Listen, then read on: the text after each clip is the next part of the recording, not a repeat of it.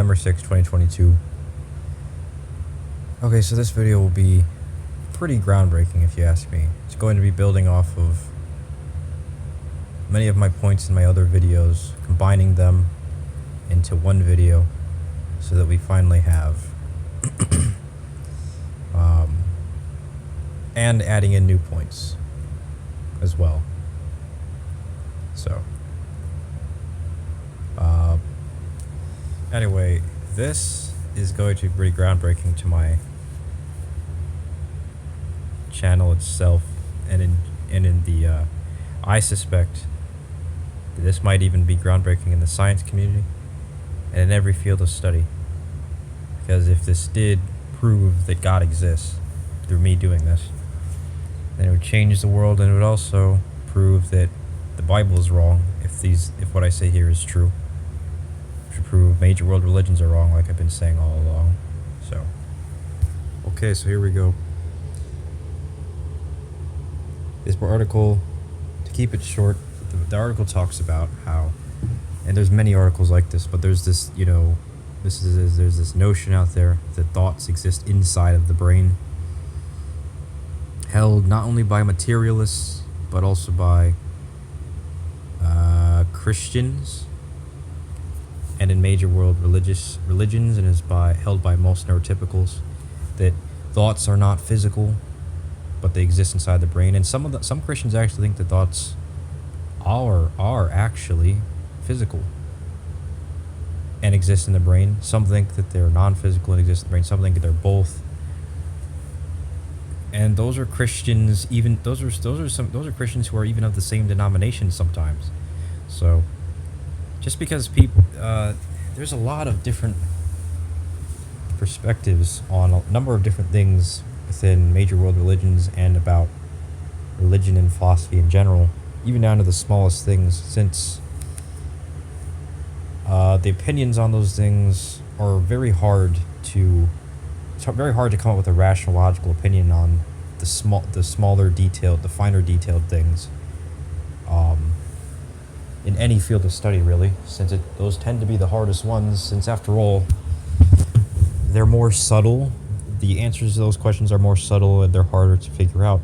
And that's usually just a reoccurring pattern throughout all of reality, really, always has been. I mean, the harder it is to get, the greater it is to get. And it's usually the things that are most hard to get, that are as hard to get as they are, because they are really well concealed, really well hidden, and they're really hard to notice. If people do not notice them, then they cannot really use it in a very effective way. They don't notice the thing. I mean, you can use things, but if you don't really notice it's there, you won't necessarily use it very effectively. So, and most of the time you will not. So this would make sense to be consistent with the things I've said that respect that as a fact of reality. Which has been many things. So basically, and there's an exhaustive list of those things. But anyway, here we have who has put wisdom in the mind and who, blah, blah, blah. You can, like I said, there's plenty of articles like this. This is a notion that predates articles like this. But the bottom line is, do our thoughts physical or are they non-physical? First, we have to address that matter, which I've already done many times on this channel, but to take you back to those videos, take you back in time, so to speak, with those sorts of things, I would say, no, thoughts are not physical. They're completely non-physical. And yeah, not every worldview agrees with that, but that is what the facts show. Now, don't get me wrong. Don't get me wrong here, right? I have struggled with that idea at certain points in my channel, but for the past, I want to say 20 videos or 30 videos, I have not really been struggling with that. Maybe even more. Okay, so the bottom line is, it's probably been more, and the bottom line is, yeah, I mean, so the mind itself, I get it, it's the soul, right? If the mind is the soul, right? We can agree to that much, but people will say, most people will say that a soul would be the mind, but that doesn't mean that the mind isn't physical. Or they'd say the mind is non-physical, the soul is non-physical. They're the same, but they would say thoughts are physical, which is the problem, because they say that the mind isn't made out of anything, the soul isn't made out of anything. Even though it is made out of things, it's made out of thoughts. It's just not made of anything physical. So the thoughts come together to form this immaterial thing as a whole, this immaterial force of nature called the mind or the soul. And its components are the thoughts. The mind being the personality, or there's many different takes on this in different cultures. The personality, the character. It's formed by the thoughts, beliefs of the holder, of the user, of the soul, coming together to form the personality. So it's all consistent with that, down to that level. So I would say that the notion that thoughts exist inside of the brain is absurd, since after all, if the soul, it would be absurd by my earlier teaching on this channel that immaterial things can exist inside of things, when I have already proved several times why they cannot exist inside of things. After all, and I've given countless proofs already, but it's not consistent with that argument of mine, and it's also just not consistent with what we see here. So basically, according to neuroscience, this article and other articles talk about how the closest science has ever reached to detecting thoughts in the brain is it being these like physical things that they are measuring out of the various countless complex physical things in the brain that they're measuring with their high-tech equipment.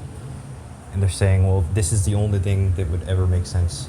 The closest we've been to detecting what thoughts are from a biological perspective, from a neuroscience perspective, not a chemistry perspective. And so once they did that, they said, well, this is what thoughts are. And so basically they're saying, well, thoughts are physical. But how is that possible? How can physical matter create the soul? It can't. And if they've downright admitted themselves, that this is what they think the soul is, they're basically saying the soul is made out of this physical matter we're detecting with our equipment. How crazy is that? They didn't say it that way. They didn't say it like that, but that's indirectly what they're saying. And then they'll go on later to say, well, we don't know what the soul is made of. We don't know if it's made of anything. We don't know if thoughts exist outside the brain. We don't know if the soul is made of thoughts. And in some articles do say, have differing opinions on those things throughout the past 2 decades, past 3 decades, maybe even more. Definitely more. It's not, this isn't old, this is old news, but what I'm bringing up here is not old news. This clear, huge contradiction in their own logic, in neurotypical logic, that thoughts can exist inside the brain. If what I was saying is true, then those aren't thoughts that they're detecting with their equipment. It's just physical things they're detecting with their equipment, and it's not so that is not the soul. And so that means that that's the closest they could get to detecting thoughts inside of the brain. So basically, the soul does not exist inside the brain. And if it doesn't exist inside the brain, and all the evidence they've gathered would show that if it did exist anywhere in the body, it would have to exist in the brain, then that means that the soul does not exist inside of the body. And if the soul doesn't exist inside the body, then where does it exist inside of the universe? Clearly, it doesn't exist anywhere in the universe. As I've said, it's a natural part of reality. It's a natural force of nature. That does not mean it exists inside of something to exist as a force of nature. It just is something, it's immaterial. Existing inside of something is a physical thing to do. So it does not exist inside of the body. It does not exist inside of anything.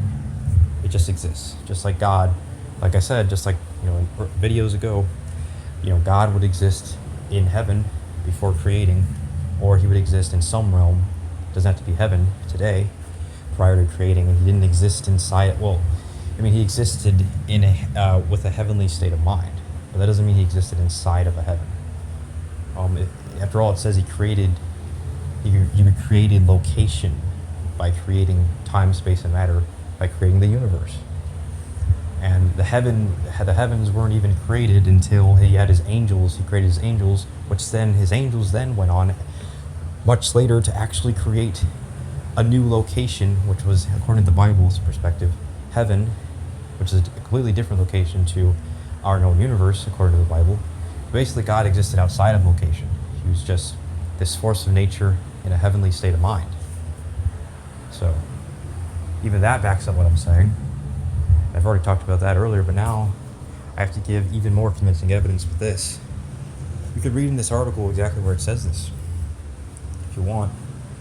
Well, I'm not sure it was this article. It might have been one I saw a little at the other ones I was looking at just prior to looking at this one. I was obviously skimming through articles to try to, as I got inspiration for this argument. I was looking for articles that would represent this point, that obviously they would try to use. Well, actually, that wasn't the thought process behind it. I didn't initially say, this is what they were doing. They were looking inside the brain and saying, this represents physical thoughts.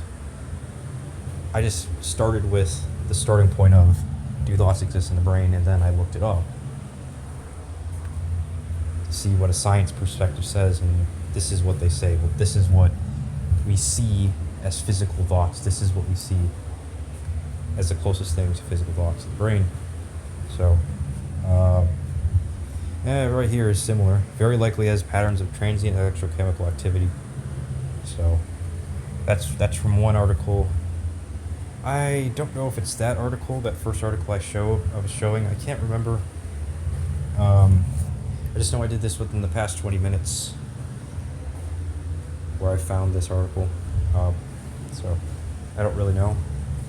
I think it was this one. I can't really remember, but you can look that up yourself.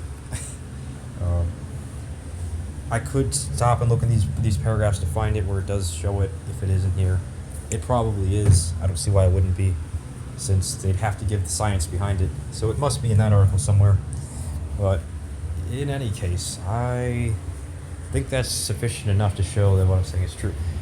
When you use this and refer back to my other videos, and similar videos made by others, and similar arguments made by others throughout history, you can use any of those. You can use those, but I really recommend just using mine.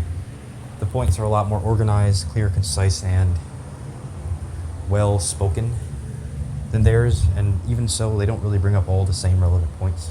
They still use contradictions that I don't. So, yeah, I mean, do thoughts exist in the brain? Yes, thoughts exist in the brain. If it was a materialist world, but it's not a materialist world, so therefore that is not true. Asking, do thoughts exist in this thing, is the same as asking, does the soul exist in this thing? Because thoughts come together to form the soul. So, but they don't physically form together, they just immaterially form together. But if they immaterially form together, then that shows they're not even in a location anyway. Because for them to form without it being through some physical process, then it's just through some sort of, just them existing in some state. I mean, just existing as a force of nature, not in a state, not in anything. So,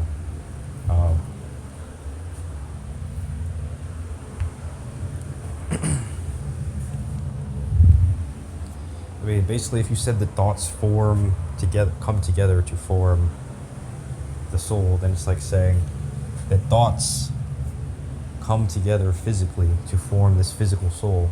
But if that's a contradiction, it's a paradox. So the first premise is that it's not even physical. If it's not physical, then how are they going to physically come together to form something non-physical? It's a paradox. This just helps express this as well. I mean, if that isn't enough for you, and it doesn't seem it was. Putting it that way was enough for neurotypicals on my channel. Then again, just look at this, what I did with this article. I mean, not this article, but, the one I showed at first, at the beginning of this video. The main attraction of this video, this article. So, it's just, there you go. I mean, it wouldn't get any more obvious than that to prove that thoughts, which are the soul, which is the mind, does not exist inside of the body. It wouldn't get any more obvious than that. I mean, maybe it does get more obvious, but I haven't reached that point yet. I probably would with enough time and effort on this channel. So, but yeah, I suppose I could link this article. I might even have to, according to YouTube's guideline, according to the law. This might be illegal to post it in my description and say, hey, this isn't to not post it in my description, but have made the disclaimer in this video that this is not my article by saying it. Maybe saying it isn't enough. I always leave the COPPA disclaimer in my description. I've been doing so since the first video on this channel, but that might not be enough.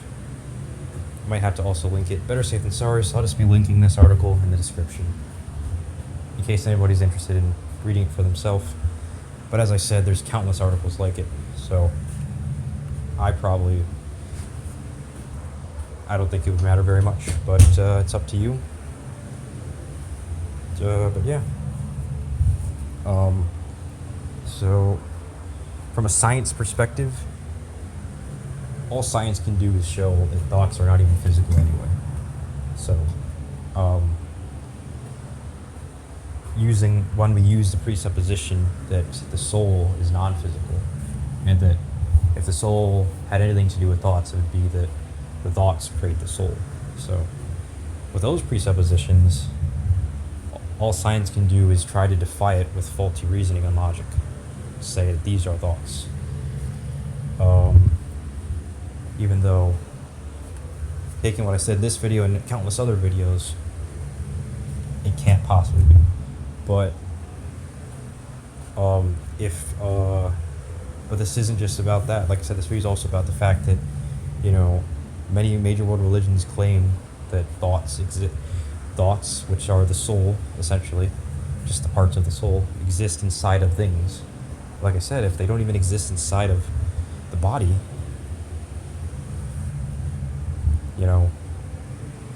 well, then I guess they might say, oh, well, they don't exist physically inside the body, but they exist inside the body anyway. So basically,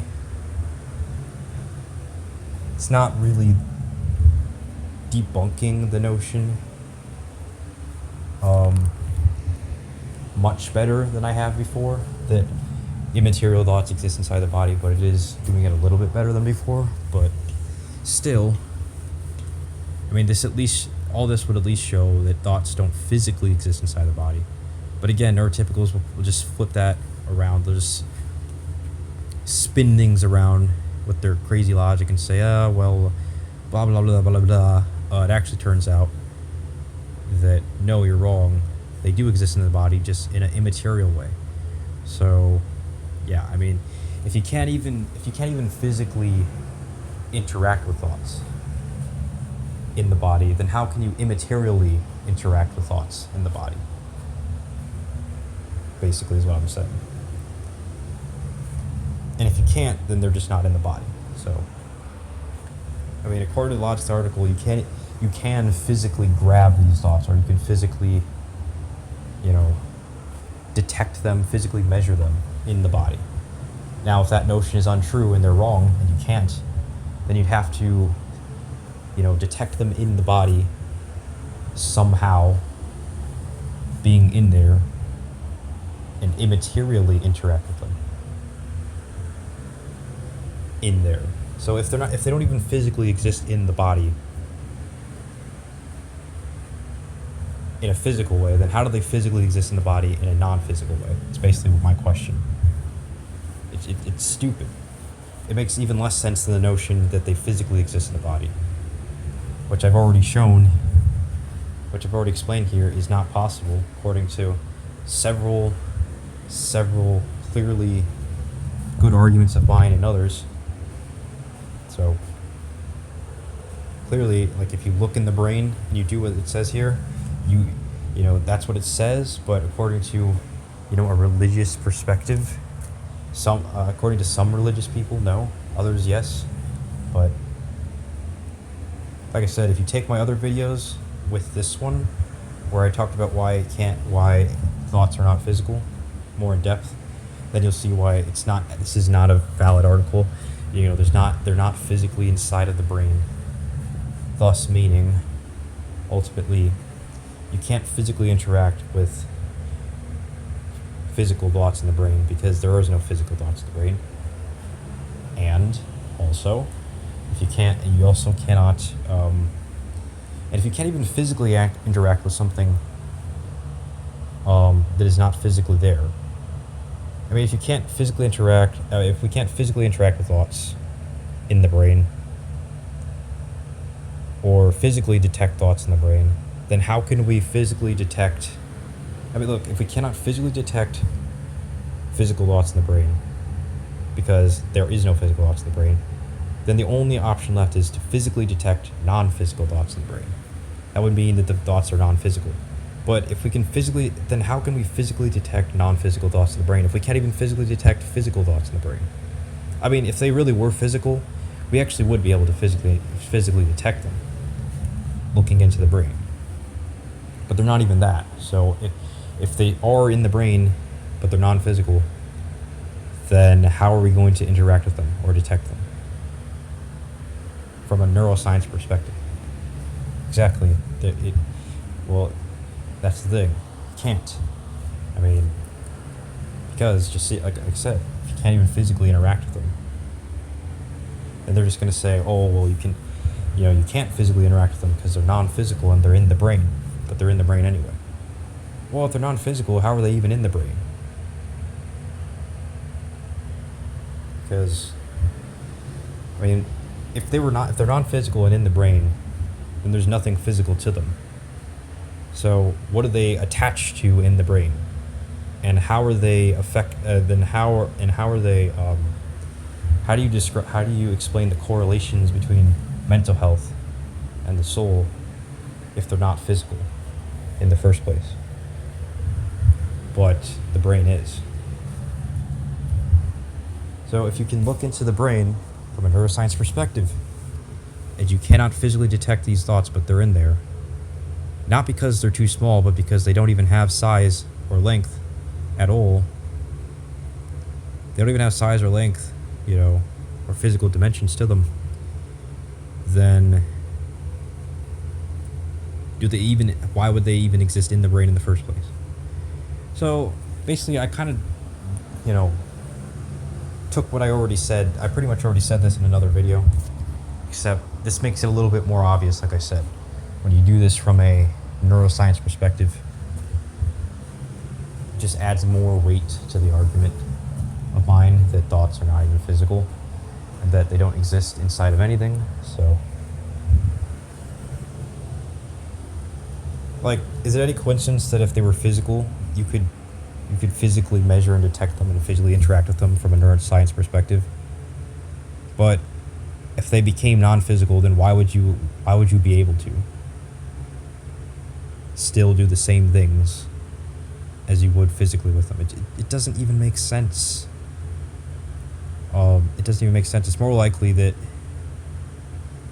the physical things we do is not the non-physical things we do. Like, when we think that's a non-physical thing. But because it happens constantly at the same time as when we physically do things, we make the strong association with it. It becomes hard to realize that it's just a stupid association we're making. Well, I shouldn't say we're. I mean, I guess I could say we're when I speak for neurotypicals, but I'm not really part of them, obviously, and I don't share that perspective with them. I haven't for an extremely long time. Well, not an extremely long time, but a fairly long time now. I'd say months. Dates back to the video where I first started talking about this being the case, which is months ago. Okay, so, yeah, like I said, I'm not saying it's flat out destroys all their presuppositions in a way that's so clear that even they can notice it, but not sure about that just yet, but hopefully it will be. Hopefully it is. But I have another video coming up right after this for debunking major world religions. So let me just close this off here. I'm about to finish this up here. Please like, share, subscribe. I hope you enjoyed. I'm out. Bye.